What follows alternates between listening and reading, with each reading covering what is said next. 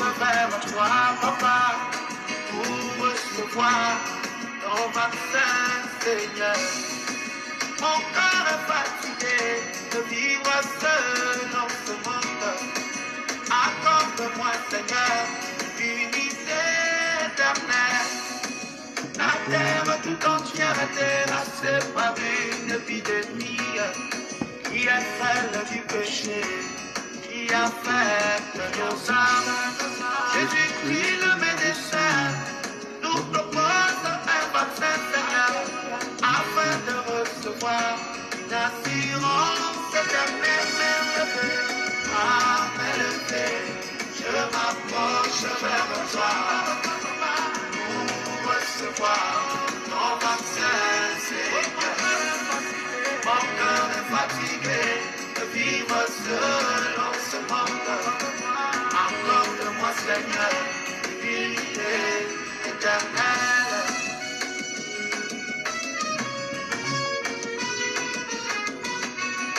Le vaccin véritable est différent des sensations. Le vaccin véritable est différent des émotions. À la puissance du Saint-Esprit, Jésus atteste à mon cœur que j'ai toujours été un fils de Dieu m'élevé, à m'élever. Je m'approche vers toi pour recevoir ton vaccin, Seigneur. Mon cœur est fatigué de vivre seul dans ce monde. Accorde-moi, Seigneur, l'unité éternelle.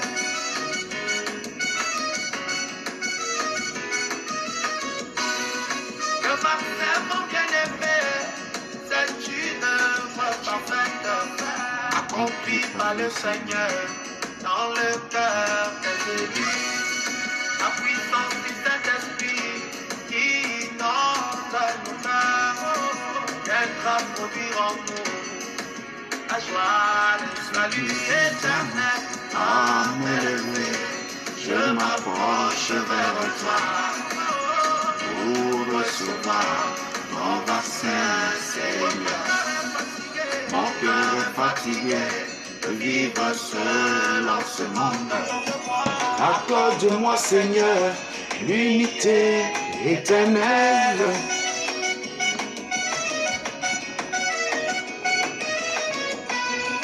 En ce temps de la fête, nous avons reçu la promesse qui est venue nous répéter les mystères de la vie. À la puissance du Saint-Esprit, Père Magnum nous a prêché le vaccin de nos âmes qui nous gardera de la lycée. À m'élever, je m'approche vers toi pour recevoir ton vaccin. Bonsoir, chers frères et sœurs. Nous commençons tout de suite. Mon cœur est fatigué de vivre seul en ce monde.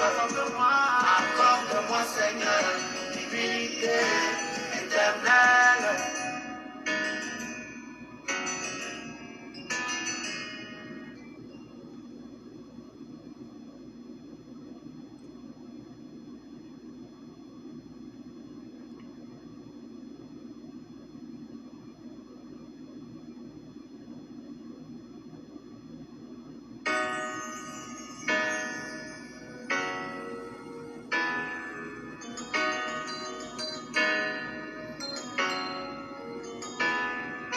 Bien, nous commençons.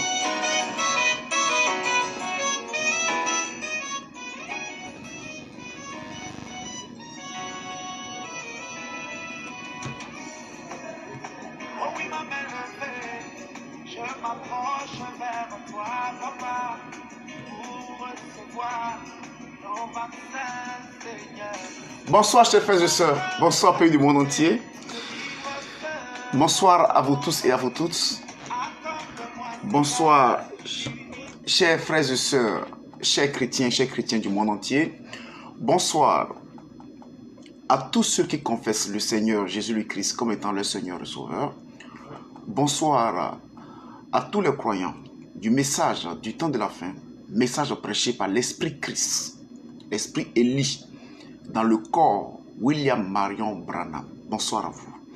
Bonsoir aux fidèles des dénominations et de toute religion qui sont connectés sur ce direct pour connaître un mystère dans nos prières. Bonsoir également à tous les curieux, à toutes les curieuses.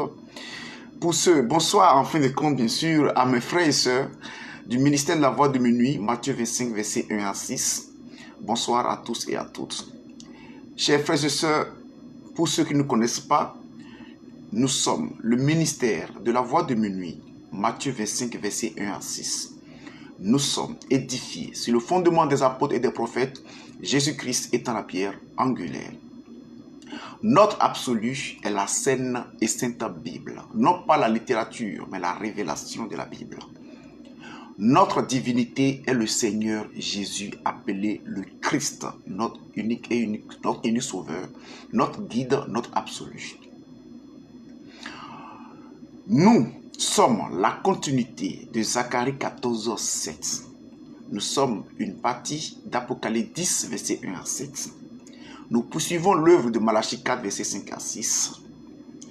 Nous sommes des vierges qui manifestons le Seigneur Jésus-Christ sur la terre en tant que sa future épouse.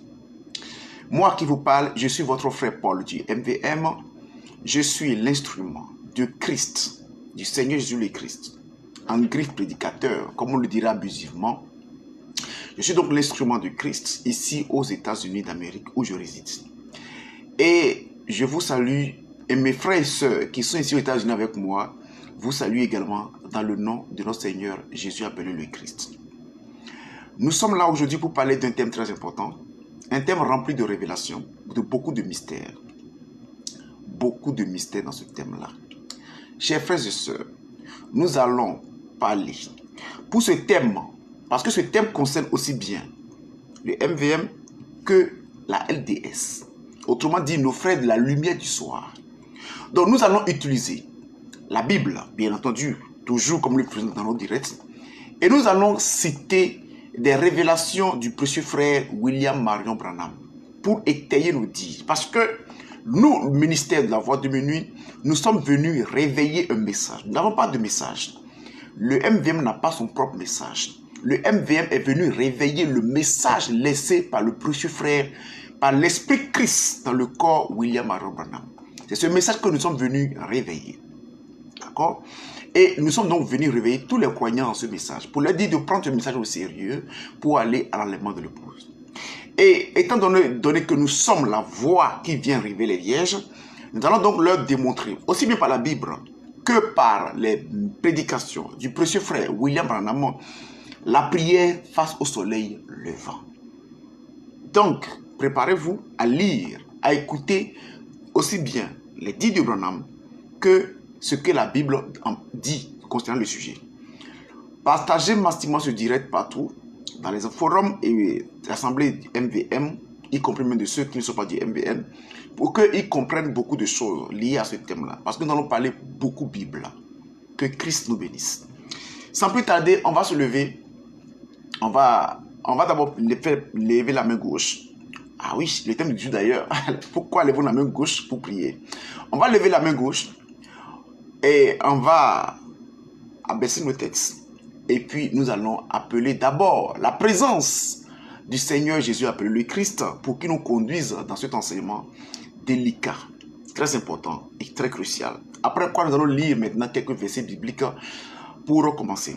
La main gauche donc levée, la tête inclinée.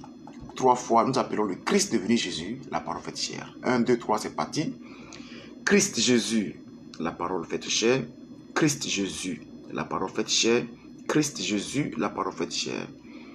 Père 3 fois saint, toi, le véritable et réel Dieu, créateur de toutes choses, y compris le mal, viens une fois encore nous visiter ce soir, en nous révélant la profondeur de ta pensée, la profondeur de ta parole.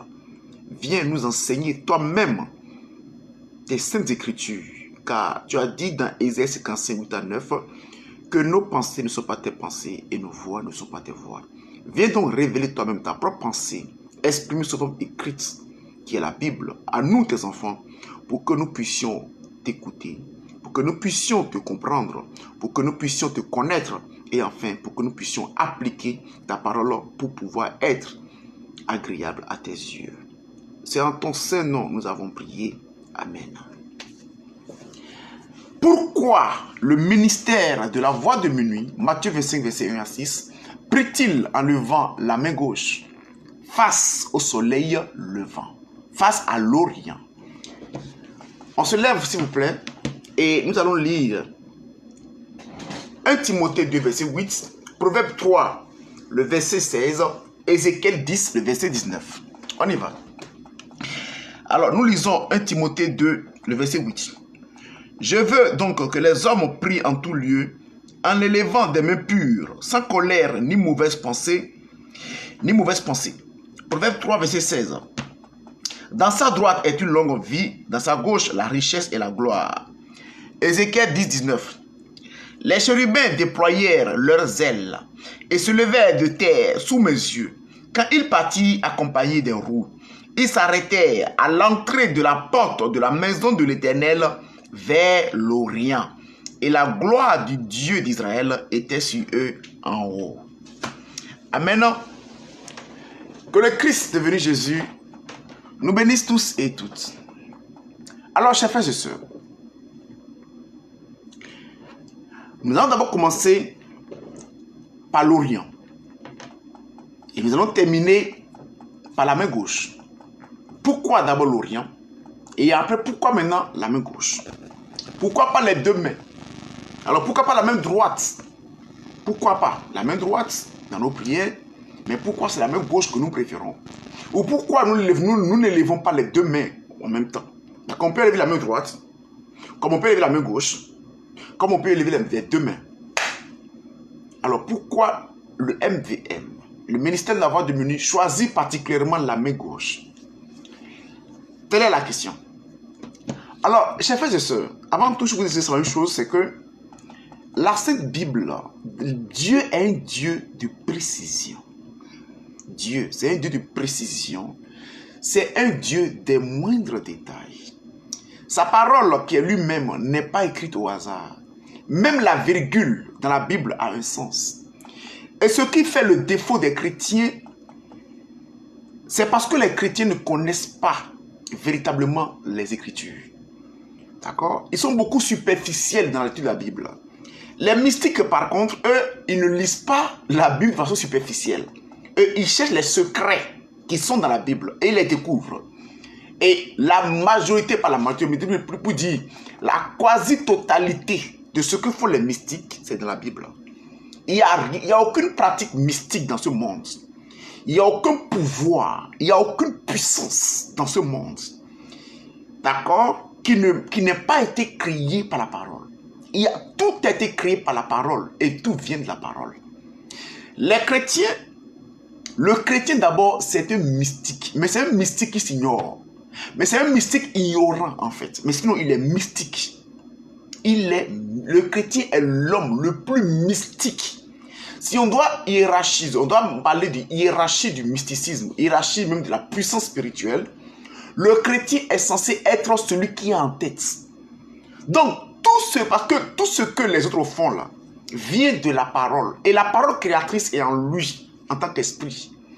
Parce que l'esprit créateur de toutes choses, y compris le mal, appelé Dieu parce qu'adoré, dont le nom propre est Jésus le Christ, cet esprit-là est dans le chrétien. Et on dit que quelqu'un est chrétien pour dire qu'il a Christ en lui. Donc, un tel homme n'est pas n'importe qui. Jésus-Christ, par exemple, qui marchait sur l'eau, ça c'est du mysticisme pur. Jésus-Christ qui prend la salive et qui ouvre les yeux d'un aveugle, c'est du mysticisme pur. Jésus-Christ qui appelle par sa voix un mort qui a pourri. Lazare était déjà pourri. 4 jours après, il était déjà pourri. Qui sentait déjà et qui la met à la vie, c'est du mysticisme pur.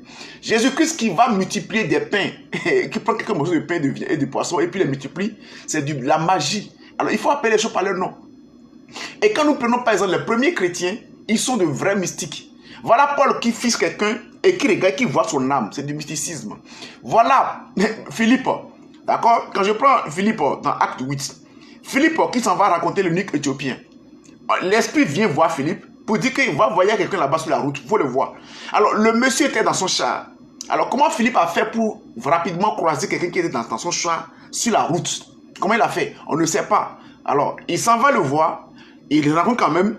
Et puis, il le baptise et puis il disparaît. C'est du mysticisme pur. C'est ça que nos parents font. Et nos parents disparaissent, on ne sait pas comment ils font. Et puis, quittent d'un endroit à un autre. C'est du mysticisme pur. Des pratiques mystiques. Alors, je prends le cas de Pierre. Pierre qui guérit des gens avec son ombre. Son ombre seulement là. Guérit des gens. C'est de la sorcellerie. Alors, il ne faut pas, on va se cacher, on va se voir la face ici. Les chrétiens ont manifesté des pouvoirs dans la Bible que nous qui sommes aujourd'hui, nous ne connaissons absolument rien. Alors, nous ne connaissons absolument rien. Nous avons la Bible dans notre main. Nous lisons comme un roman, comme on pourrait lire Maman Bleu et Bineta, mais nous ne connaissons rien des Écritures. Ceux qui connaissent les Écritures, là, ceux qui connaissent vraiment les Écritures et qui l'ont pratiqué, le monde les a redoutés.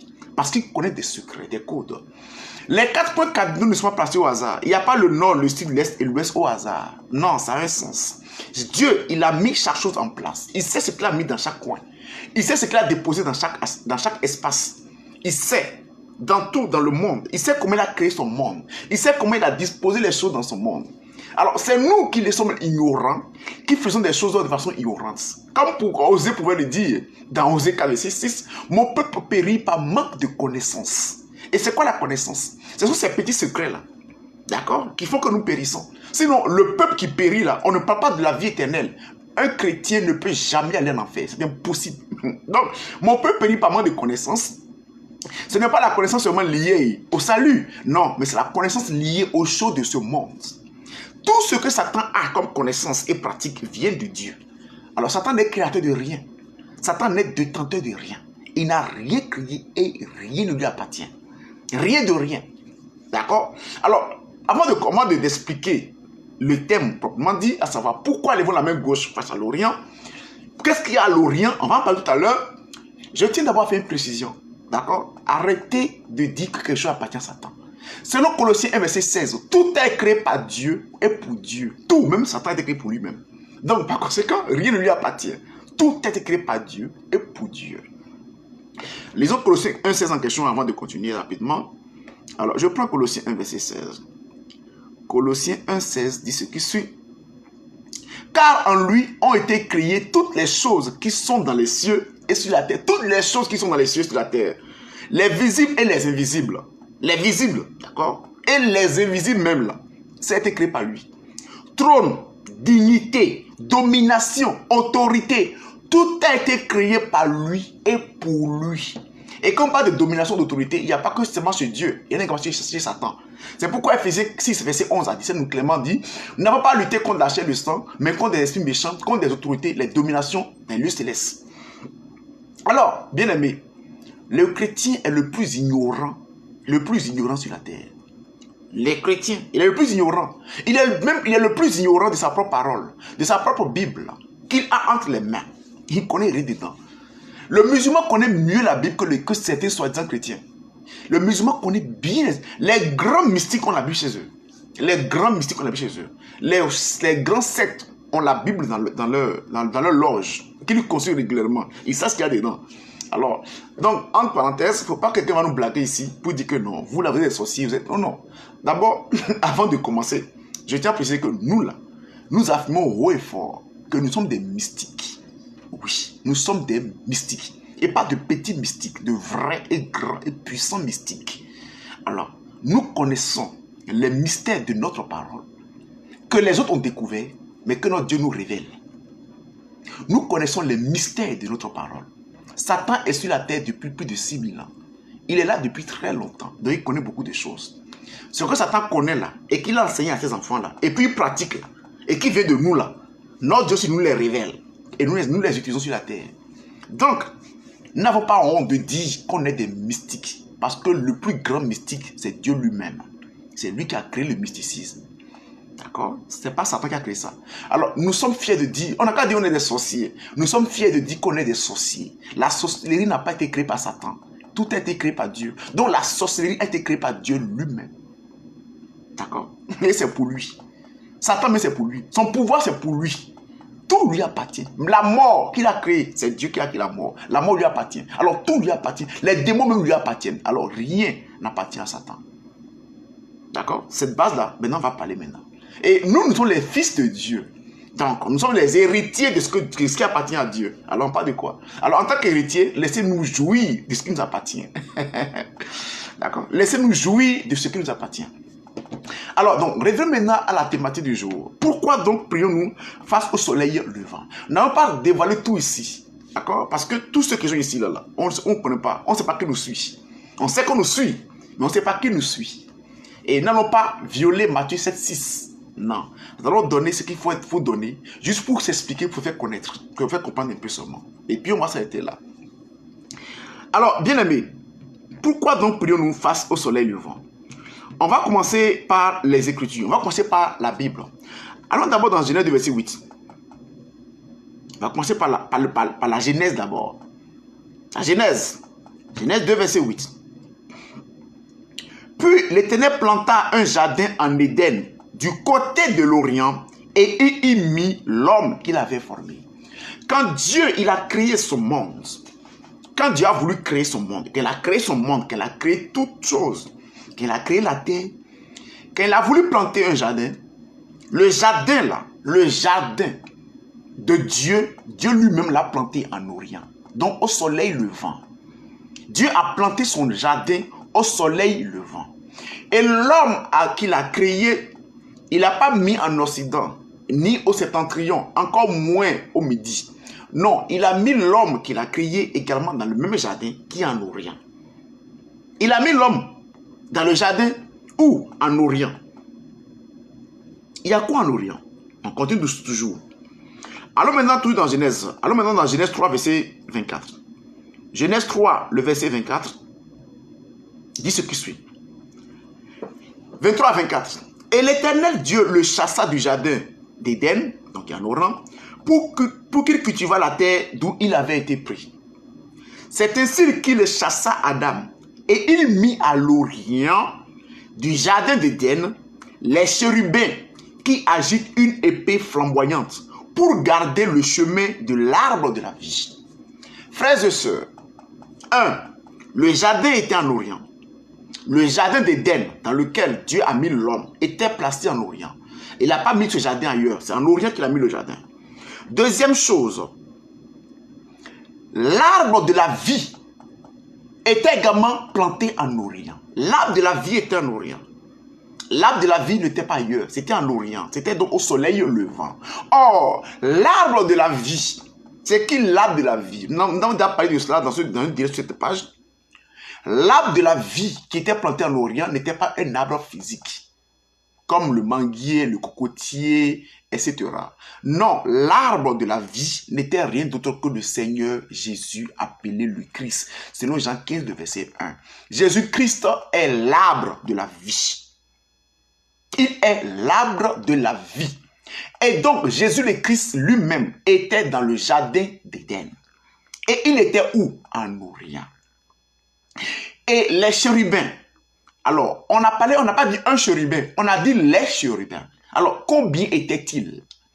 Combien de chérubins gardaient donc ce arbre de la vie qui était Jésus le Christ? Ils sont au nombre de 4. Ils sont 4. Tout à l'heure, on va en parler et on va le confirmer avec les révélations du précieux frère William Marion Branham. Parce que ce message que je le prêche parce que le précieux frère Zachary d'Étienne en a parlé, mais Branham également en a parlé dans ce message. Et puisque nous parlons aux deux communautés, alors on va utiliser le message des deux communautés qui se joignent bien ensemble. L'arbre de la vie qui est Jésus le Christ était planté était où? En Orient, au soleil levant. Et Jésus le Christ est l'arbre de la vie. Les chérubins qui gardent l'arbre de la vie, qui sont 4, je dis bien 4 chérubins, étaient également où? En Orient avec leur épée. Le chemin qui mène à l'arbre de la vie était également encore en Orient. Donc, tout est du côté de l'Orient. Or, quand nous parlons du chemin de la vie, nous parlons de Jean 14, verset 6, qui dit quoi? Je suis le chemin, la vérité et la vie. Donc, le chemin qui mène à la vie, qui est Jésus le Christ lui-même, est en Orient. les 4 chérubins, les chérubins qui gardent l'arbre de la vie qui est Jésus le Christ, sont en Orient. L'arbre de la vie lui-même qui est Jésus le Christ est en Orient. Le jardin dans lequel était cet arbre également était en Orient. L'homme Adam, quand Dieu l'a créé, il l'a mis où? En Orient. Alors, est-ce qu'on suit d'abord très bien pour voir ce qui se passe au niveau de l'Orient? Bien, revenons encore à notre message. On continue doucement. Quand Dieu a chassé Adam et Ève, ils sont partis se mettre où? En Occident? Non. Ils sont partis également se mettre en Orient. Ils sont partis se mettre en Orient. Écoutez, on va lire pour preuve Genèse 4.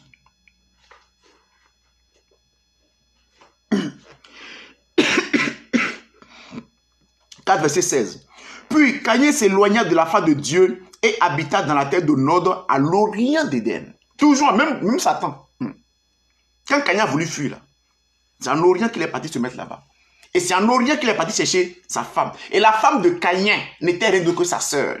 Donc, il est parti prendre chez ses parents, qui étaient en Orient, une de ses sœurs. Parce que dans la Bible, on parle plus des hommes que des femmes. Dans la Bible, on parle des enfants de Adam, mais elle ne mentionne pas véritablement les filles d'Adam. Alors, donc, Caïn est parti prendre sa femme en Orient, chez ses parents qui étaient alors en Orient. Ses parents qui étaient alors en Orient. La race humaine sur la terre, écoutez bien, la race humaine est sortie d'où? De l'Orient. Je dis bien, la race humaine est sortie de l'Orient. D'ailleurs même, comme vous le savez, le jardin d'Éden était en Orient. Je prends Genèse 11, verset 1 à 2. Toute la terre avait une seule langue et les mêmes mots. Comme ils étaient partis de l'Orient, ils trouvaient une plaine au pays de Shinéar et ils y habitaient. Donc, tous les hommes sont sortis de l'Orient. Tous les hommes sont sortis de l'Orient. L'espèce même, la sémence de Satan au travers de Caïn, par Caïn, la sémence caïnique sont même de l'Orient. Adam et Ève, c'est leurs enfants, sont sortis également de l'Orient. Nous tous, on est sortis de l'Orient. Tout a commencé en Orient. Le premier homme que Dieu a créé sur la terre vient de l'Orient. Tout a commencé de l'Orient. Tout a commencé de l'Orient. Alors, revenons encore au niveau de Genèse 4. Quand nous prenons Genèse 4, verset 1 à 4. Adam connut Ève, sa femme, elle conçut et enfanta Caïn, et elle dit, j'ai formé un homme avec l'aide de l'Éternel. Elle enfanta encore son frère Abel. Abel fut berger et Caïn fut laboureur. Au bout de quelque temps, Caïn fit à l'Éternel une offrande des fruits de la terre. Et Abel, de son côté, en fit une des premiers-nés de son troupeau et de leur graisse. L'Éternel porta un regard favorable sur Abel et sur son offrande. Alors, chers frères et sœurs, quand Caïn et Abel ont voulu faire leur offrande, ils se sont adressés à l'Éternel de quel côté? Si l'arbre de la vie et le chemin qui mène à l'arbre de la vie étaient plantés en Orient, et que l'arbre de la vie n'est que Dieu lui-même, en tant que Jésus le Christ sur la terre, et que le chemin qui mène à l'arbre de la vie n'est rien d'autre que Jésus le Christ lui-même, et que donc Caïn et Abel donc qui a la révélation, Caïn est la lettre, et que donc ils ont voulu adorer Dieu, et qu'ils ont voulu adorer Dieu. Alors ils vont faire face à quel côté? Si l'arbre de la vie est planté en Orient, si le chemin de l'arbre de la vie est planté en Orient, et puisque le cas, selon Genèse 3, verset 24, et que Caïn et Abel maintenant ont voulu adorer le Seigneur, ont voulu adorer Dieu lui-même, d'accord? Ils vont faire face à quel côté? Donc, leur autel d'adoration a été planté ou a été installé où? En Occident? Ou bien au Midi, ou bien au Occidental? Non, pas du tout. Ils vont faire face à celui qui veut adorer. Donc, par conséquent, ils ont adoré Dieu face à l'Orient. C'est tellement clair. On n'a pas besoin de mathématiques pour ça. Ils ont adoré Dieu face à l'Orient. Ça, c'est clair. Caïn et Abel, ils ont adoré Dieu face à l'Orient. J'ai dit tout à l'heure, je vais confirmer mes dires par les écrits du petit frère William Marion Branham. Nous continuons, chers frères et sœurs. Alors, maintenant, alors Lévitique 16, verset 14. Lévitique 16, verset 14. Lévitique 16, 14, ce qui suit. Voilà. Il prendra du sang du taureau et il fera l'aspersion avec son doigt sur le devant du propitiatoire vers l'Orient. Il fera avec son doigt 7 fois l'aspersion du sang devant le propitiatoire. Alors, chers frères et sœurs, pardon, le trône de miséricorde de notre Dieu était planté où? En Orient. Le sang du taureau qui devait recouvrir, pour le pardon des péchés, d'accord, a été appliqué combien de fois? 7 fois. Les 7 fois symbolisent quoi? Les 7 âges de l'Église. Les 7 fois où le sang a été appliqué symbolisent les 7 âges de l'Église. D'accord? Donc, 7 âges de l'Église recouverts par le sang du Seigneur Jésus appelé le Christ. Et le sang qui est appliqué où? Sur le prophète où? En Orient. Toujours l'Orient. Alors, nous continuons. Toujours. Alors, maintenant, Nombre 3, verset 38. Nombre 3, verset 38, dit ce qui suit. Voilà. Moïse, Aaron et ses fils campaient devant le tabernacle, ou à l'Orient, devant la tente d'assignation, au levant. Ils avaient la garde et le soin du sanctuaire, remis à la garde des enfants d'Israël, et l'étranger qui s'approchera sera puni de mort. Moïse et Aaron. Moïse qui est le prophète, qui est Dieu lui-même dans un corps humain, selon Exode 7, verset 1. Et Aaron, qui est son prophète, campait devant le tabernacle de Dieu, qui était mis où? En Orient. D'accord? Donc tout est en Orient. Chers frères et sœurs, alors, ces clarifications maintenant ayant été faites, allons maintenant voir ce que dit le précieux frère William Aaron Branham, qui est le messager de cet âge. Le messager de cet âge. Chers frères et sœurs, avant d'abord même de vivre chez William Aaron Branham, la Bible dit que l'éclair, l'avènement du Fils de l'homme doit commencer où? De l'Orient pour aller jusqu'en Occident. Les âges de l'Église va commencer de l'Orient pour aller jusqu'en Occident. Depuis le premier siècle, le premier prophète messager majeur de l'Église des nations, à savoir le précieux frère Paul, il va apporter la lumière qui est la parole, qui est Christ, symbolisée par le soleil. Il va l'apporter aux nations. Ça va commencer en Orient. Il va fiancer des vierges à Christ. Il va partir. D'autres vont venir. Les 7 anges vont venir, un à un, jusqu'à ce que l'épouse du Seigneur Jésus le Christ soit formée. Pour ne pas dire le peuple duquel sera dégagé l'épouse. L'église entière qui était formée pendant les 2 jours accordés aux nations, les 2000 ans, eh bien, cette épouse a été formée pendant 2000 ans. Cette épouse, c'est le groupe constituant l'épouse, les vierges, notamment les vieilles sages, a été constitué pendant 2000 ans. Et pendant ce temps, Dieu a envoyé des prophètes, ainsi de suite.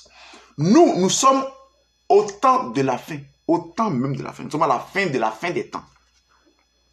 Et à ce temps, de même que le monde a reçu des prophètes depuis Paul jusqu'à aujourd'hui, de même à la fin des temps, Dieu a envoyé le précieux frère William Aaron Branham, qui est un instrument, un corps humain, pas un Dieu. Il ne faut pas écouter les bêtises des gens qui se font appeler branhamistes.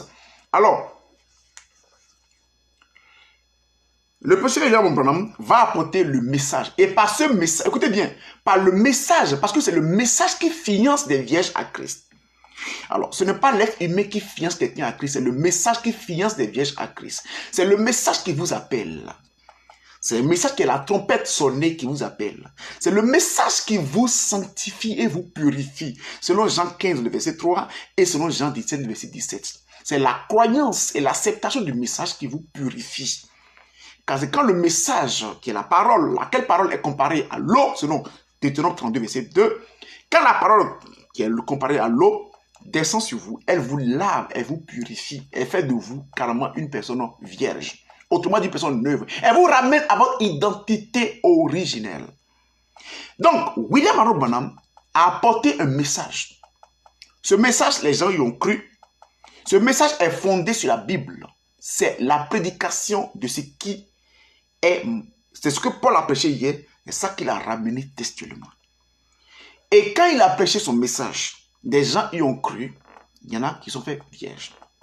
Dans quel âge? Dans l'âge de Laodicée.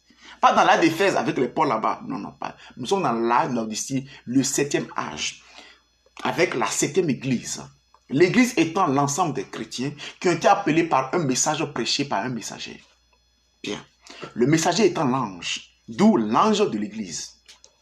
Alors, chers frères et sœurs, William Aaron Branham maintenant, il a donné la lampe, qui est le message, et l'huile au vierge, et lui a demandé d'aller à la rencontre de l'époux. L'époux est où, chers frères et sœurs? Rappelez-vous que selon Genèse 3, le verset 24, l'époux est en Orient. Notre Seigneur Jésus le Christ, il est en Orient. C'est là-bas, on a dit clairement dans la Bible que l'arbre de la vie était planté en Orient. C'est écrit non seulement dans la Bible. On continue. Le chemin qui mène à l'arbre de la vie également était en Orient. Donc, si les vierges doivent prendre la lampe qui est le message et l'huile qui est l'esprit, qui est le symbole de l'Esprit Saint, pour aller vers l'époux, ils doivent aller vers quel côté? Attends, on dit je m'en vais rencontrer mon époux. Or, l'époux, c'est l'arbre de la vie. Et je m'en vais vers rencontrer mon époux. Alors, je vais face à quel côté? Je vais face à l'Orient, où il se trouve. Tout à l'heure, on va lire tout à l'heure l'épreuve tout à l'heure. Eh bien, donc, nous qui sommes le ministère venu réveiller les vierges, alors, quand nous allons réveiller les vierges, là, comme on a dit, de prendre la lampe, qui est le message, et l'huile, qui est l'esprit du message, pour aller à la rencontre de l'époux, on va les demander de faire face à quel côté? De faire face à l'Orient. Ça, c'est clair. Il n'y a même pas de débat dans ça. On va demander de faire face à l'Orient. Parce que nous sommes convaincus et sûrs que l'époux viendra de l'Orient. Alors, est-ce qu'on a dit qu'on l'a inventé? On ne l'a pas inventé. Les Écritures le prouvent. Jésus-Christ est le lion de la tribu de Judas. Judas, avec son étendard, était où? Était en Orient. Judas campait en Orient. Judas campait en Orient. Il est le lion de la tribu de Judas. Jésus-Christ se compare au soleil. Le soleil se lève où? À l'est, pas à l'ouest, ni au nord, ni au sud. Il se lève à l'est. Or, Christ est le soleil de justice. Christ est le soleil de justice. Maintenant, lisons maintenant quelques révélations du précieux frère William Aaron Branham. Pour ceux qui ne savent pas, en tant que... là, je m'adresse maintenant aux croyants du message du temps de la fin. Nos frères précieux de la lumière du soir, de Sacré 14-7. Je m'adresse à eux et je leur dis ceci. Le précieux frère William Aaron Branham, quand il était sur la terre, il installait son peuple face à l'Orient. Rappelez-vous qu'Abel, Abel et Caïn, ils ont adoré Dieu face à l'Orient. Parce qu'ils ont adoré Dieu face à l'Orient. Alors, le précieux frère William Aaron Branham, il leur présentait, quand il était sur la terre, il disposait son peuple face à l'Orient. Comme l'a fait hier notre père, notre ancêtre, notre frère Abel. D'accord? Qui marchait dans la révélation. Donc, qui par la révélation savait que l'arbre de la vie était en Orient. Et donc, il a fait face à l'Orient pour adorer son Dieu. Il a fait face à l'Orient pour adorer son Dieu. Le chemin de l'arbre de la vie était en Orient. Les chérubins qui gardent l'arbre de la vie étaient en Orient. Donc, il a fait face à l'Orient pour adorer son Dieu. Donc, William Aaron Branham, qui est un prophète messager majeur, qui est l'Amos 3.7, le 2 Chroniques 20.20, William Aaron Branham, donc par la révélation, va savoir que quand on veut adorer Dieu, quand on veut parler à Dieu, il faut faire face à Dieu. On ne tourne pas le dos à Dieu, il faut lui faire face. Donc, il veut parler à Dieu, alors il dispose son peuple face à Dieu, à l'Orient. Lisons cela pour preuve dans maintenant ses prédications. Alors, je prends la prédication Apocalypse chapitre 4, numéro 3, le paragraphe 162. Il dit, n'oubliez pas ces mots, vers l'Orient. D'où viendra Jésus? Ça, c'est Branham même qui parle. Et je parle de l'ange de la Odyssée lui-même parle. Il dit, d'où viendra Jésus? De l'Est, dans une lignée de gloire. Donc, il confirme que Jésus va venir de l'Est. Et c'est normal qu'il vienne de l'Est, parce qu'il est planté à l'Est. On continue. Où le soleil sonne, en anglais, se lève-t-il? À l'Est. Où le Fils sonne, en anglais, se lèvera-t-il? À l'Est. Où était placé le trône de miséricorde? Vers l'Est, le propitiatoire. Pourquoi est-ce que, écoutez bien, il dit, maintenant, pourquoi est-ce que je vous ai fait asseoir tous comme ceci, regardant à l'Est? Pourquoi? Parce que, il dit, l'autel se trouve à l'Est. Pourquoi est-ce que je vous ai fait asseoir tous comme ceci, regardant à l'Est? Pourquoi? Parce que l'autel se trouve à l'Est. D'accord? Donc, voilà, on va dire que Branham ne priait pas face à l'Est. Non, ça c'est un mensonge. Et il faisait face à l'Est. Il n'adorait pas le soleil. Il ne faut pas on va dire que non, Branham était un adoré du soleil. Il n'y a que les démons, les incrédules qui peuvent raconter des petits, vous dire que non, vous faites face au soleil levant parce que vous adorez le soleil. Non, on n'a pas dit ça ici. Nous parlons Bible, nous parlons Écriture. Sinon, on va dire que Jésus le Christ là, quand lui-même il était planté en Orient, c'est parce qu'il adore le soleil. Donc quand vous ne connaissez rien, je vous prie de ne pas raconter des bêtises. D'accord? Branham n'était pas un adorateur du soleil. Il a regardé les Écritures, il a vu que tout était disposé vers l'Est. En termes de l'adoration de Dieu, c'était vers l'Est. Et il continue. Maintenant, tout à l'heure, on a dit que Abel et Caïn ont adoré Dieu à l'Est, n'est-ce pas? Alors, je fais cela pour preuve. On va lire maintenant la brochure. Questions et réponses sur la Genèse. Prêché le 29 juillet 1953. Le passage 153 et 113. Il dit, maintenant, j'aimerais que vous puissiez bien suivre. Ils ont dit qu'il alla au pays du Nord. Bon, Caïn était en Éden. Et l'Éden, le jardin d'Éden se trouvait là. À l'est de l'Éden. Est-ce vrai? Le jardin d'Éden était à l'est de l'Éden, du côté est de l'Éden. Et les chérubins y étaient placés et l'arbre de vie était à la porte orientale. L'arbre de vie était à la porte orientale du jardin.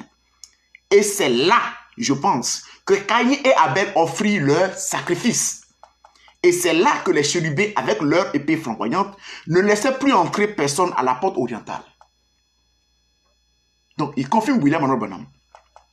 Alors, quand nous prenons maintenant le message, toujours la prédication question-réponse sur la Genèse, prêchée par Branham, au passage 114, il dit, avez-vous remarqué que Jésus viendra de l'Est? Avez-vous remarqué que Jésus viendra de l'Est? Le soleil se lève à l'Est. Tout vient. La civilisation a commencé à l'Est et se déplace vers l'Ouest jusqu'à accomplir un tour et revenir au point de départ. Nous sommes de l'hémisphère Ouest. L'autre, c'est l'hémisphère oriental. La plus vieille civilisation vient de l'Orient. La Chine est la plus vieille civilisation jamais connue dans le monde aujourd'hui, d'après les historiens. L'Orient. Alors, l'Esprit Saint maintenant. Parlons de l'Esprit Saint même. Alors, l'Esprit Saint vient nous sceller, n'est-ce pas? Mais d'où vient l'Esprit Saint pour nous sceller? D'où vient l'Esprit Saint? On va lire William Monroe Branham et puis on va le prouver par les Écritures. On va lire Branham tout à l'heure et on va lire maintenant les Écritures même pour comparer ce que Branham a dit avec ce que la Bible. Parce que Branham a dit quelque chose qui est fort. Il dit, si vous me voyez enseigner quelque chose qui n'est pas biblique, qui n'est pas scripturaire, je vous prie, ne croyez pas en cela. Alors, l'Esprit Saint vient sceller les croyants. D'où? En venant d'où? La question va répondre. Alors, William Monroe Branham répond à cela. Il dit, dans le message, les 10 vierges et les 144 000 juifs, William Monroe Branham dit, au paragraphe 89, il dit, et je, un autre ange qui descendait du côté du soleil levant, d'où Jésus viendra. Ça, à chaque fois, il le répète, que Jésus va venir de l'Orient. Alors, il dit, un autre ange qui descendait du côté du soleil levant, d'où Jésus viendra, et qui tenait le sceau du Dieu vivant au front à la main, il cria d'une voix forte aux 4 anges qui allaient détruire le monde, disant, à qui il avait été donné de faire du mal à la terre et à la mer. Et il dit, ne faites point de mal à la terre, ni à la mer, ni aux arbres, jusqu'à ce que nous ayons marqué du sceau le front des serviteurs de notre Dieu. Dans le message toujours, la marque de la bête, paragraphe 43, il dit, remarquez maintenant ici, et je vis un autre ange qui montait du côté du soleil levant et qui tenait le sceau de Dieu venant de l'Est. Et il devait marquer du sceau le front des serviteurs de Dieu. Or, nous savons que l'Église n'est jamais appelée des serviteurs. L'Église, ce sont les fils et des filles. Israël est le serviteur de Dieu. Abraham était son serviteur. Israël est le serviteur de Dieu. Mais l'Église est appelée ses fils et ses filles. Avez-vous remarqué cela? Retenez les 4 vents. Jusqu'à quand? Jusqu'à ce que nous ayons marqué du sceau le front des serviteurs de notre Dieu, Israël. Est-ce que ce qui dit est inventé? Alors maintenant, lis Apocalypse 7, s'il vous plaît, pour voir le passage en question. Et on va compléter tout quelque chose, pour voir si c'est vraiment de l'Esprit Saint dont les questions. Je prends Apocalypse 7, verset 1 à 4. Après cela, je vis 4 anges debout aux 4 coins de la terre. Ils retenaient les 4 vents de la terre, afin qu'il ne soufflât point de vent sur la terre, ni sur la mer, ni sur aucun arbre. Et je vis un autre ange qui montait du côté du soleil levant et qui tenait le sceau du Dieu vivant. Un autre ange qui tenait le sceau du Dieu vivant. Il cria d'une voix forte aux 4 anges à qui il avait été donné de faire du mal à la terre et à la mer. Et il dit, ne faites point de mal à la terre, ni à la mer, ni aux arbres, jusqu'à ce que nous ayons marqué du sceau le front des serviteurs de notre Dieu. Et j'ai entendu le nombre de ceux qui avaient été marqués du sceau, 144 000 de tous les tribus des fils d'Israël. Chers frères et sœurs, qu'est-ce que le sceau de Dieu selon la Bible? Pour savoir ce que c'est que le sceau de Dieu selon la Bible, allons lire maintenant. Parce que le sceau est sorti de l'Orient là. Le sceau est sorti de l'Orient avec l'ange. Alors, qu'est-ce que le sceau de Dieu selon les Écritures? La réponse est dans Éphésiens 1, 13 à 14. Alors, je prends rapidement. Je prends Éphésiens 1, 13 à 14 et je réponds.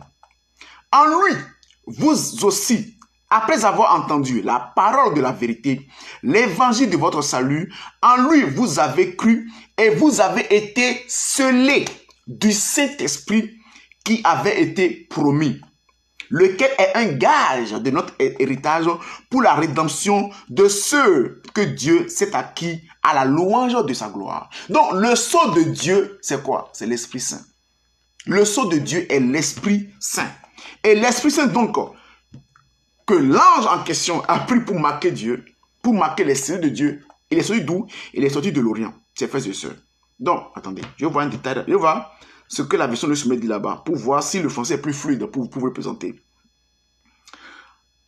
Alors, je prends la version de Sommet. Ça tourne. Une seconde, s'il vous plaît.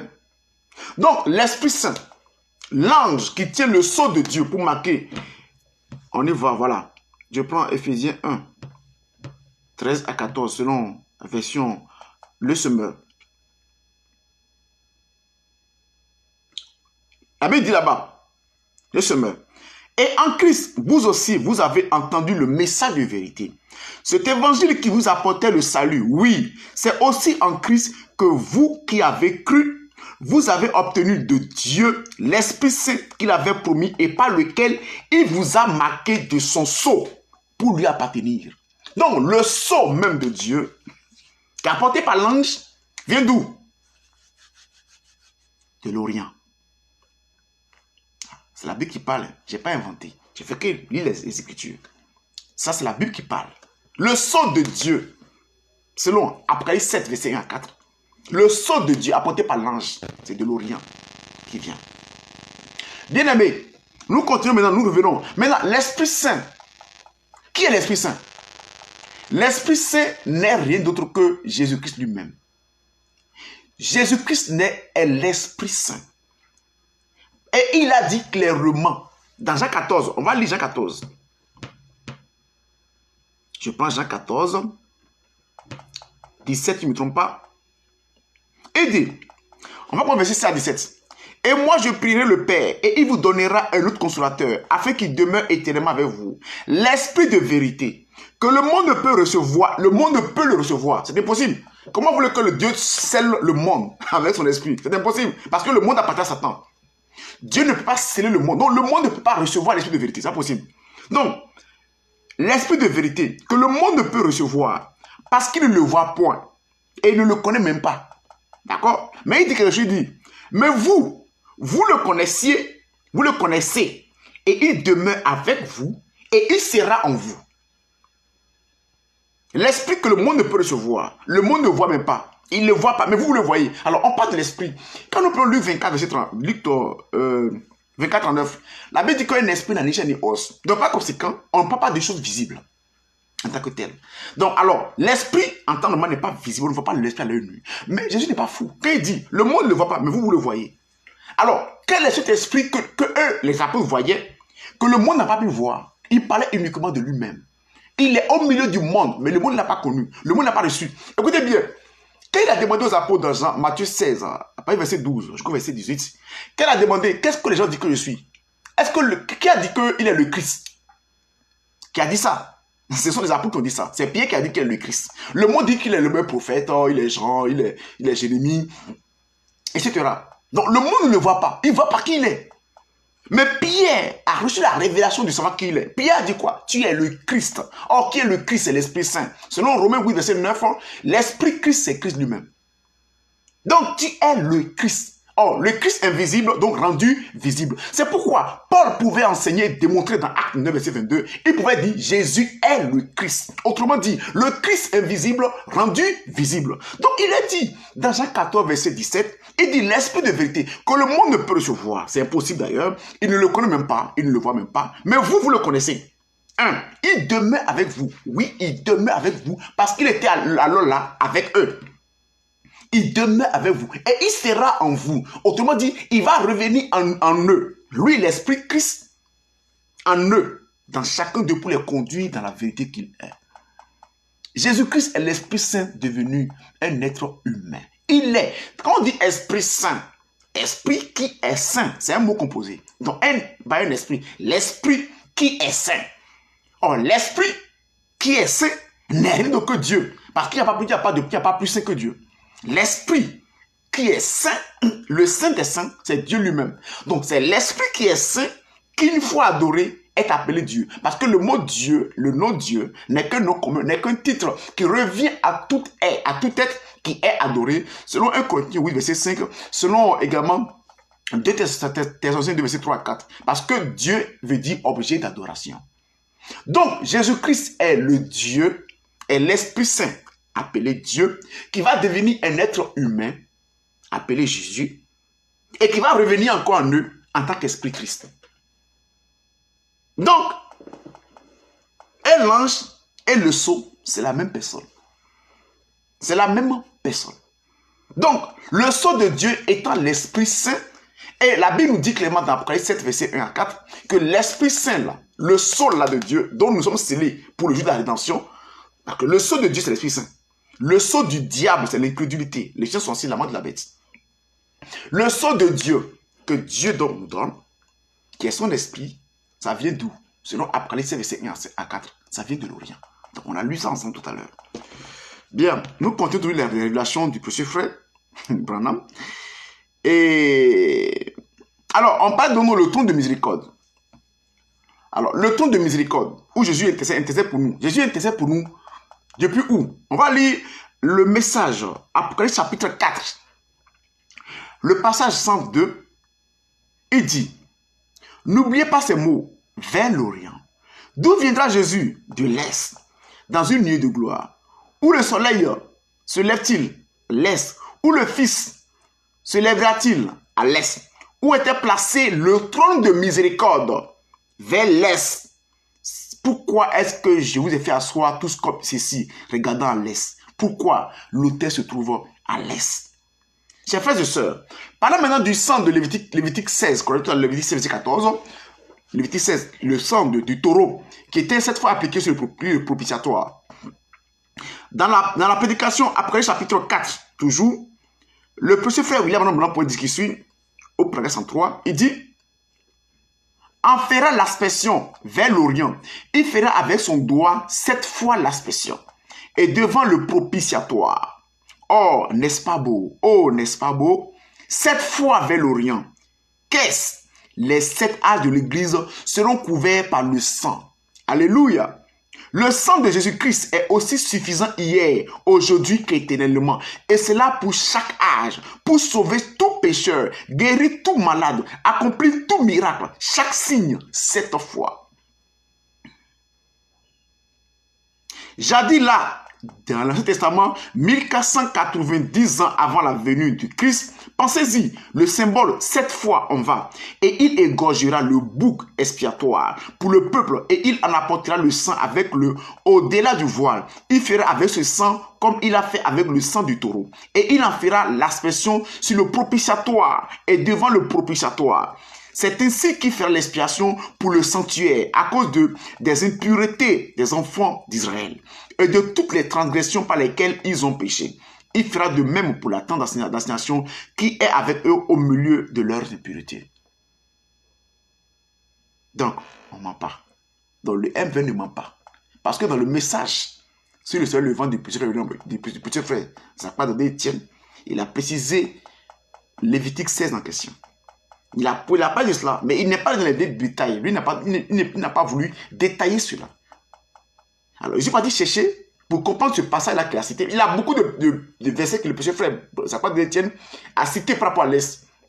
Beaucoup. Mais il n'est pas allé dans les moindres détails concernant ces versets-là. Parce qu'il y a beaucoup de mystères à l'intérieur de ces versets. Beaucoup de choses profondes. Mais puisque nous devons parler à nos frères, la lumière du soir qui doivent être réveillés par nous, alors nous leur expliquons par leur propre message ce que nous essayons de leur dire. Parlons maintenant du lion de la tribu de Juda. Alors, quand nous prenons maintenant la prédication, le serpent écrasé. La prédication, le serpent écrasé, au paragraphe 69, 70, 71 et 72, Branham dit ce qui suit, on va lire ensemble. Maintenant, nous voyons là, entre parenthèses, je vais un peu essayer de spiritualiser cela ici, ou plutôt de le dessiner à la main pour vous, qu'il y avait 4 côtés, selon la façon dont Israël campait. Il plaçait l'arche au milieu, et sur chacun des 4 côtés de la tente, il y avait 3 tribus d'Israël, et 3 fois 4 font 12, ou plutôt 4 fois 3 font 12. Et chaque groupe de 3 avait une tête, et chaque tête de tribu. L'une d'elles était Ruben. Il campait toujours au sud. Il était la tête de l'homme. Et Ephraïm, qui était à l'ouest avec 3 tribus, il était le veau.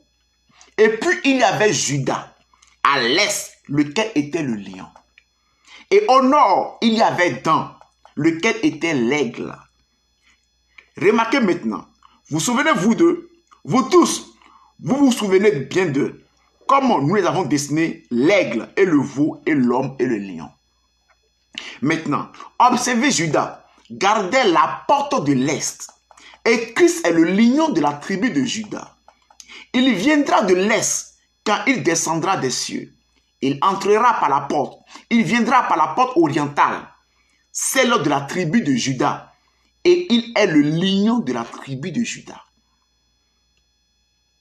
Et nous verrons là, dans notre prochain message de ce matin, qu'il est toujours appelé le lion de la tribu de Juda, la racine, le commencement même de David. David éternellement était le roi. Et Christ s'assiera sur le trône de David dans le millénium. C'est lui qui est le roi éternel. Il ne manquera pas un successeur à David. Dieu a promis cela. Il a dit, il ne manquera pas un successeur à David. Pas du tout.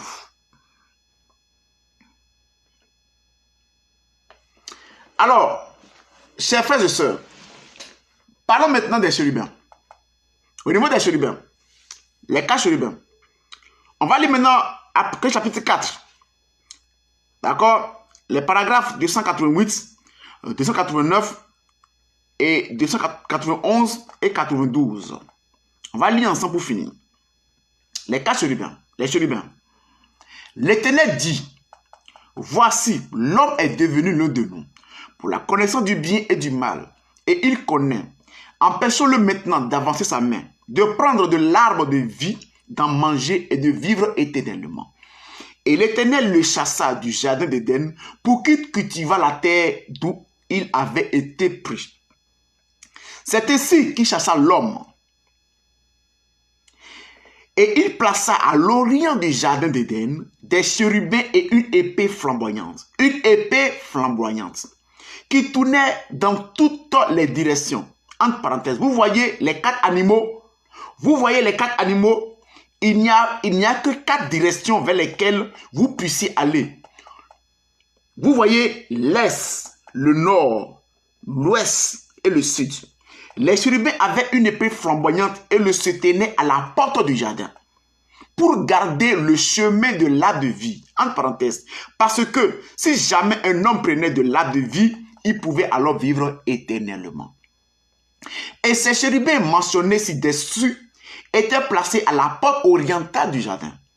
Ils allaient dans les 4 directions. J'aurais dû dessiner cela un peu différent de cela. Je n'arrive pas à le faire correctement selon la disposition de Dieu et tout comme cela, mais afin que vous puissiez comprendre ce que je veux dire.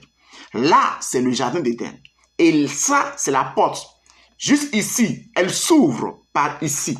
Elle s'ouvre et à cette porte, il y avait des chérubins. Des chérubins. Et rappelez-vous, il n'est pas dit un chérubin, il est dit des chérubins.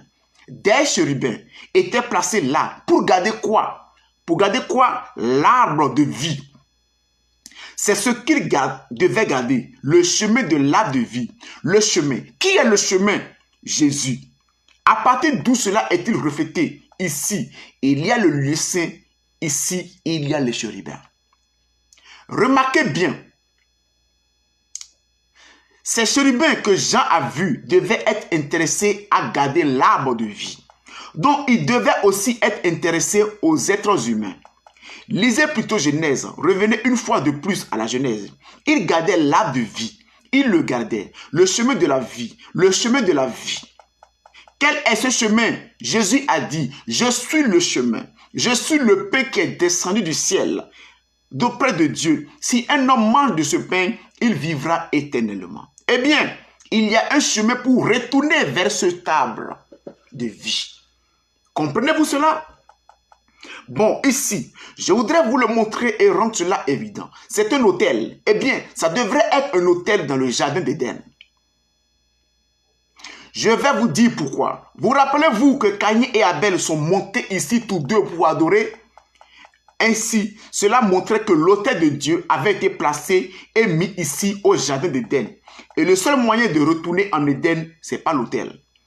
Vous voilà encore. Vous voyez, retourner en Éden en passant par l'autel. Mais eux devaient garder ce chemin qui mène là. Ils le gardaient afin qu'on ne puisse pas y retourner avant que cet autel ait été couvert de sang. Est-ce qu'on a compris? Alors, on a commencé par la Bible. Et puis, on a fini par la Bible prêchée. Par la Bible prêchée par le précieux frère, l'humble serviteur, William Aaron Branham. Alors, pour toutes ces raisons, c'est pour toutes ces raisons-là qu'on vient de mentionner que nous, ministère de la voix de Menu Matthieu 6, quand nous voulons prier, nous faisons face toujours à l'Est. Nous faisons face à l'Est pour prier. Quand nous le pouvons, nos lieux de prière, notamment la chair, la sainte prédication, quand nous le pouvons, quand l'espace nous le permet, nous le disposons toujours à l'Est. Nous faisons face à l'Est pour prier, pour adorer notre Dieu. Alors maintenant, pour finir maintenant, pourquoi la main gauche? On va lire 1 Timothée 2 maintenant, verset 8. Je vais finir par là. Il dit, je veux donc que les hommes prient en tout lieu en ne levant les mains, des mains pures, sans colère ni mauvaise pensée. Je veux que les hommes prient en ne levant des mains pures. Alors, donc, quand on veut prier, il faut lever les mains. Mais alors, là, le verset là, il y a un problème. Quand Paul dit, quand Christ dit au travail de frère Paul, à Timothée, que les hommes doivent prier en levant des mains pures, alors, il n'a pas précisé quelle main il faut lever. Après, il dit, par exemple, je suis par exemple un enseignant dans une classe. D'accord? Je suis un enseignant dans une classe, salle de classe. Je pose une question à savoir, qui sont ceux qui ont fait le devoir? Les sites de maison. Ceux qui ont fait les sites de maison, levez la main. Mais levez les mains. On fait comment? Il y en a qui vont lever la main droite. Il y en a qui vont lever la main gauche. Donc chacun va lever la main qu'il veut pour s'identifier dans la salle, pour dire, ah, moi j'ai fait mon exercice. L'autre va faire mon exercice, j'ai fait mon exercice. Alors quand on dit lever les mains, est-ce les deux mains? Il demande aux hommes de lever. Est-ce qu'il demande aux hommes de lever une main? Alors on ne sait pas exactement. Alors le prier en levant les deux mains n'est pas un péché, pas du tout. C'est pas un péché, pas du tout. Alors, qu'est-ce qu'il y a même dans les mains? Qu'est-ce qu'il y a dans les mains là en question? On va lire Apocalypse. Et vous savez quoi? Nos parents là, ils sont forts. Hein? Nos parents de nos ancêtres, ils connaissent des choses. Il y a une science qu'on appelle la géomancie. Est-ce que vous connaissez la géomancie? Il y a une science qu'on appelle la géomancie. C'est une science qui consiste à lire l'avenir des gens dans leur main gauche. Alors, quand un géomancien prend ta main gauche, ta main droite, quand il prend toujours ta main gauche, quand il lit les traits de tes mains, il sait à peu près qui tu es. Il sait à peu près, il connaît ton avenir. Il sait à quelle gloire tu es destiné. Je parle de ceux qui font la géomancie. Oh, mais où est-ce qu'ils ont trouvé que dans la main de l'homme se trouvait sa vie physique? Où est-ce qu'ils ont trouvé cette connaissance-là? Pour savoir que quand on prend la main gauche d'un homme, on peut lire son avenir, en termes de sa richesse, sa gloire, ce qui va devenir sur la terre là. On peut lire ça dans sa main gauche. Où est-ce qu'ils ont trouvé ça? Ils l'ont trouvé dans Proverbe 3, le verset 16. Qu'on va lire ensemble, s'il vous plaît. Alors, Proverbe 3, c'est dit qu'ici, dans sa droite est une longue vie. Dans sa gauche, la richesse et la gloire. Donc, la richesse et la gloire d'un homme là. Quand tu prends sa main gauche là, tu vois ça là-bas. Est-ce que quelqu'un appelé à être riche et avoir une vie glorieuse? Un vrai sorcier, quand il voit ta main, c'est pourquoi, quand tu fais un enfant là, il ne faut pas laisser n'importe qui toucher sa main. Il ne faut pas laisser n'importe qui toucher sa main, surtout sa main gauche. Ça, c'est un conseil que je vous donne. Ne laisse pas n'importe qui toucher sa main gauche. Parce que tu ne connais pas la personne. Surtout quand l'enfant vient de naître. Fais attention à ça. Donc, par conséquent, la Bible dit que dans la main gauche, surtout la richesse et la gloire, et dans la main droite, surtout la longue vie. Or, la Bible demande de prier. Or, la prière, c'est une supplication qu'on adresse à Dieu par rapport à ses problèmes, à ses besoins. Alors, on prie Dieu parce qu'on a des problèmes. On prie Dieu parce qu'on veut la santé, on veut vivre longtemps, on veut prospérer dans ses activités, on veut réussir par-ci, alors on veut être, démarrer des sociétés. Alors, on prie pour des besoins. Parce que là où il n'y a pas de besoin, il n'y a pas d'adoration. Alors, je ne vois aucun intérêt à adorer un Dieu s'il n'y a pas de besoin sur la terre. Et c'est d'ailleurs l'une des raisons pour lesquelles Dieu a ordonné le péché. Pour que le péché maintenant crée le besoin. Pour que le besoin amène l'homme à l'adorer. Donc, l'adoration là est fondée sur un besoin. Il faut un besoin pour qu'il y ait une adoration. Il faut que j'ai besoin d'enfant pour aller adorer un fétiche qui donne l'enfant. Il faut que j'ai besoin d'argent pour aller adorer un fétiche qui donne l'argent. Il faut que j'ai un problème d'envoûtement et consort, de sorcellerie, comme un problème spirituel, pour aller adorer des fétiches qui me protégeront contre des sorciers ou les méchants. Alors, il faut que j'ai un problème, d'accord, de prospérité ou d'échec, ou de succès, pour aller vers un esprit qui va m'apporter le succès ou la prospérité. Donc, c'est le besoin qui t'amène vers un Dieu pour l'adorer. Et ta prière est une demande que tu lui adresses après l'avoir adoré. Donc, quand tu adores, tu remplis tes conditions, alors tu respectes sa loi, tu respectes ses commandements, ses lois. Alors, tu lui adresses comment dire, ta demande. Comme Jésus pourrait dire, si vous demeurez en moi, que je demeure en vous, alors demandez ce que vous voulez, ça vous sera accordé. Alors, si vous demeurez de ma parole, donc, autrement dit, quand tu sais que tu fais la volonté de Dieu, maintenant tu fais la demande. D'accord? Donc, l'adoration, c'est un partenariat gagnant-gagnant. L'adoration, c'est un partenariat gagnant-gagnant entre la divinité et l'adorateur. La divinité veut être l'esprit veut être adoré, et l'adorateur veut des solutions à ses problèmes. Donc, c'est un partenariat. Donc, je t'adore, je te fais Dieu par mon adoration, et toi, tu réponds à mes besoins auxquels moi je fais face. Tellement clair, c'est un partenariat entre les deux. Alors, ça, c'est la même chose avec le chrétien. Le chrétien n'adore pas Dieu pour rien. Alors, nous adorons Christ, parce que Christ, il est mort pour nous, il a de la vie. Parce que Christ, nous croyons que Christ peut répondre à nos problèmes, à nos besoins. C'est tout. Hein. Alors, quand nous prions là, c'est j'ai faim, je suis malade, je veux travailler, je veux d'enfants, je veux. Et quand tu fais cette demande de je veux, au même moment, tu l'adores. Pour dire je t'adore, hein, ne m'oublie pas, hein, je t'adore, hein, ne m'oublie pas. C'est un partenariat en fait. Chacun prend son intérêt. Alors, pourquoi donc nous les chrétiens, nous les MVM, nous aimons lever la main gauche? Parce que Nous estimons que nous croyons, nous croyons, et c'est notre évangile qui le dit, nous croyons que nous sommes au temps de la fin. Nous sommes totalement à la fin. Étant donc totalement à la fin, d'accord? Parce que le premier ange est passé déjà. Le second est passé. Le troisième, le quatrième, jusqu'au dernier.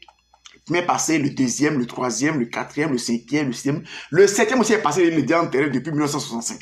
Il s'appelle William Arnold Branham. Donc son corps a déjà été enterré depuis 1965. Alors, nous sommes donc à la fin. Et la voix, quand la voix vient réveiller les vierges, la voix leur dit simplement, monsieur, prenez votre message et votre lampe là, allez raconter l'époux. L'époux est là. Voici l'époux. Donc la voix indique déjà l'époux. La voix dit l'époux est là. Voici l'époux. Donc l'époux est déjà là. Tu ne peux pas dire voici si tu ne vois pas la, toi, mais tu ne vois pas la chose. Voici la chose. Voici l'époux. Allez à sa rencontre.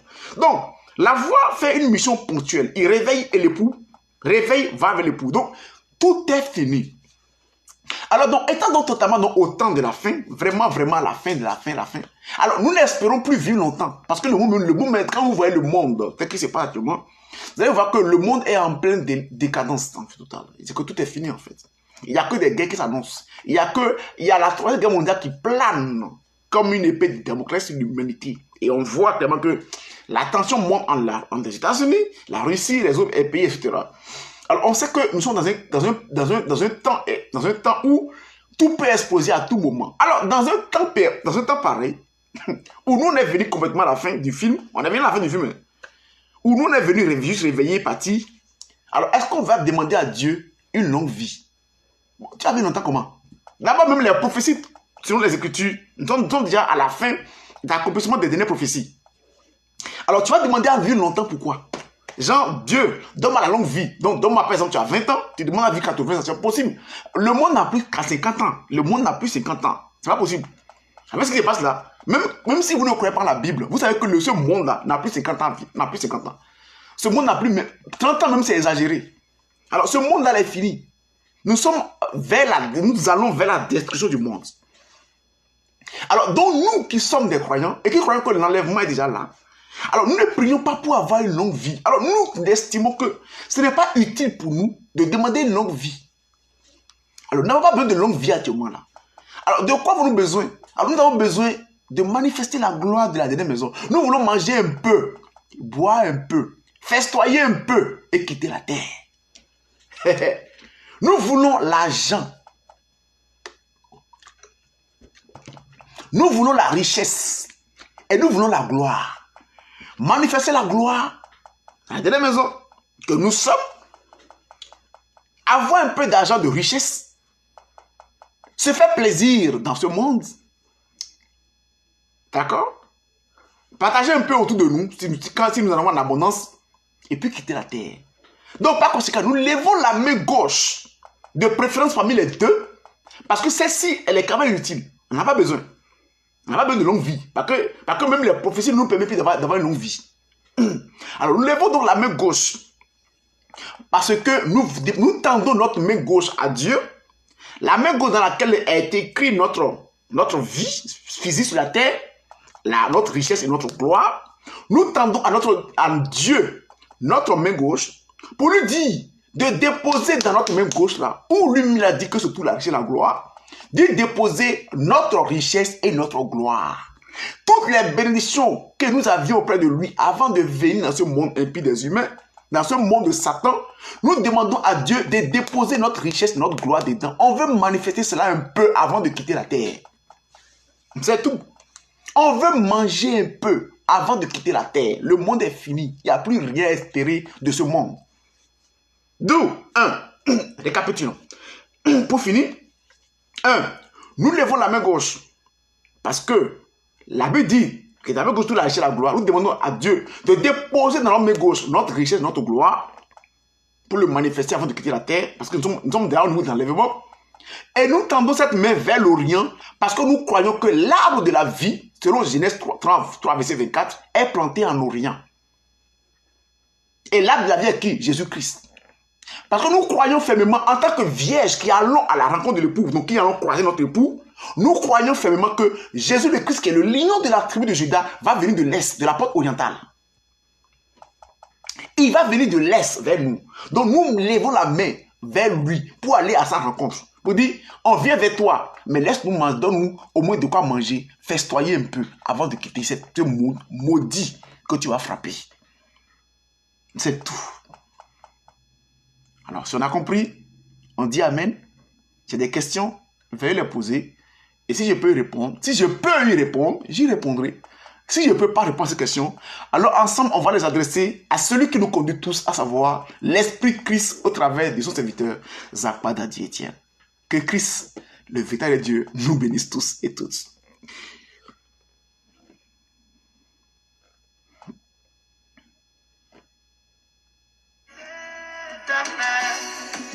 La terre tout entière était restée par une épidémie qui est celle du péché, qui affecte nos âmes.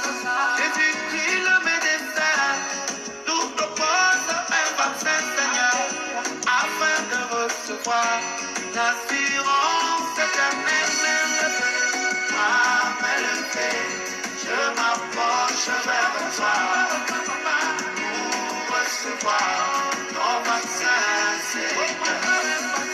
Mon cœur est fatigué de vivre selon ce monde.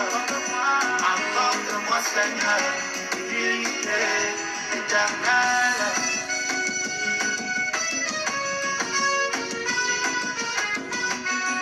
Le vaccin véritable est différent de son vaccin. Le vaccin véritable différent des émotions. À la puissance du Saint-Esprit, Jésus atteste à mon cœur que j'ai toujours été le Fils de Dieu m'élevé.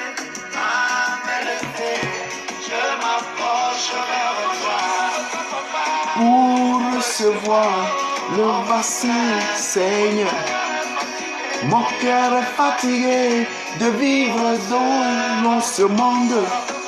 Accorde-moi, Seigneur, l'unité éternelle.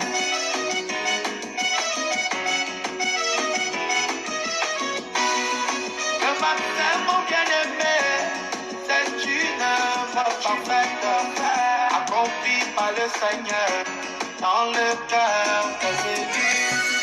La puissance du Saint-Esprit qui inonde nos âmes viendra produire en nous la joie, le salut éternel.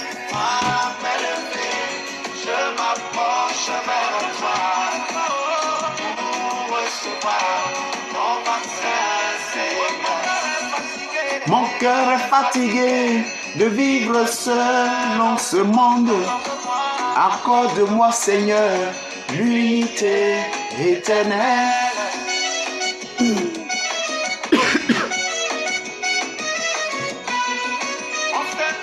De la fin, nous avons reçu un prophète qui est venu nous révéler les mystères de la vie. Par la puissance du Saint-Esprit, l'homme nous a prêché le vaccin de nos âmes qui nous gardera de l'Odyssée. À m'élever, je m'approche vers toi pour recevoir le vaccin, Seigneur. Mon cœur est fatigué de vivre seul dans ce monde. Accorde-moi, Seigneur, l'unité éternelle. Ce cantique a été chanté par Rivano Gomez, un frère de la lumière du soir. Un cantique que j'aime beaucoup d'ailleurs. Question. Alors, il n'y a pas de question. Il n'y en a pas. Bon. On dit merci à Christ que le message soit bien passé et bien compris. Merci à notre Dieu. Alors maintenant, je crois que chacun comprend maintenant pourquoi nous prions la main gauche levée face à l'Orient. On a tout détaillé, on a tout expliqué, on a tout cité. Alors tout ce qui est citable, on a cité. Tout ce qui est explicable, on a expliqué. D'accord? On a expliqué cela. Et on va se dire donc au revoir. Oh oui, ma main levée, je m'approche Ma main levée. vers toi, papa, pour recevoir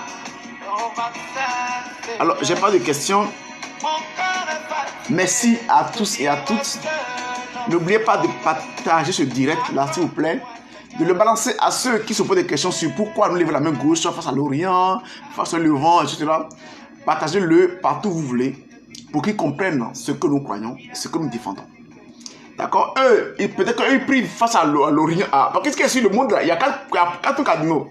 Soit c'est l'Orient, soit c'est l'Orient, soit c'est l'Occident, soit alors c'est l'Orient, c'est l'Occident, soit c'est septentrion ou c'est le Midi.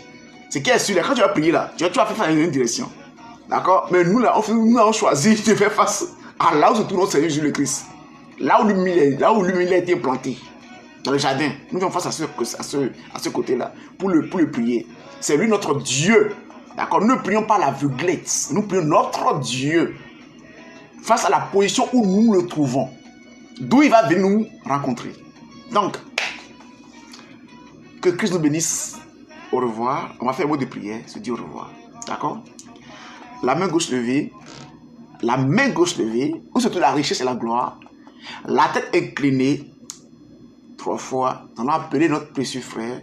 Notre Christ. Notre futur époux. Notre fiancé. Notre Père. Notre guide. Notre absolu. Notre rédempteur.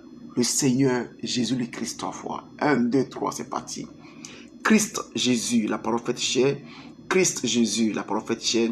Christ Jésus, la parole faite chair. On répète ensemble. Seigneur Christ Jésus, merci pour cette nourriture que tu viens une fois encore de donner à notre âme. Merci infiniment pour tout, Père. Seigneur Jésus, appelé le Christ. Toi, le Christ, le véritable Dieu. Voici nos mains gauches tendues vers toi. Dépose-y, nous te prions, notre richesse et notre gloire. Donne-nous de manifester la gloire de la dernière maison selon Agé 2, verset 8 à 9. Aide-nous à manifester cette gloire et à quitter la terre pour le millénium après avoir fait le mariage, célébrer le mariage avec toi. Père 3 fois saint, nous sommes impatients de quitter ce monde mauvais, ce monde maudit, ce monde rempli de péchés et d'abominations. Notre cœur, notre être entier soupire vers toi. Nous voulons venir à toi, Père très saint. Nous voulons rentrer à la maison. Car ici n'est pas chez nous. Nous ne sommes que des voyageurs et des pèlerins ici-bas. Nous voulons rentrer. Conduis-nous, Père très saint, et ramène-nous à la maison. Mais avant de nous ramener, aide-nous à manifester la gloire que tu as promis dans ta parole. Par ton saint serviteur, le prophète Agé, aide-nous à manifester cette gloire-là avant de quitter cette maudite terre des humains. C'est en ton saint nom, toi, le grand maître béni, le Seigneur Jésus-Christ, en tant que le fils de David, nous avons prié. Amen. Bonne soirée à vous et à demain pour une exhortation ou bien pour un autre enseignement. Que Christ nous bénisse. Au revoir et à très bientôt.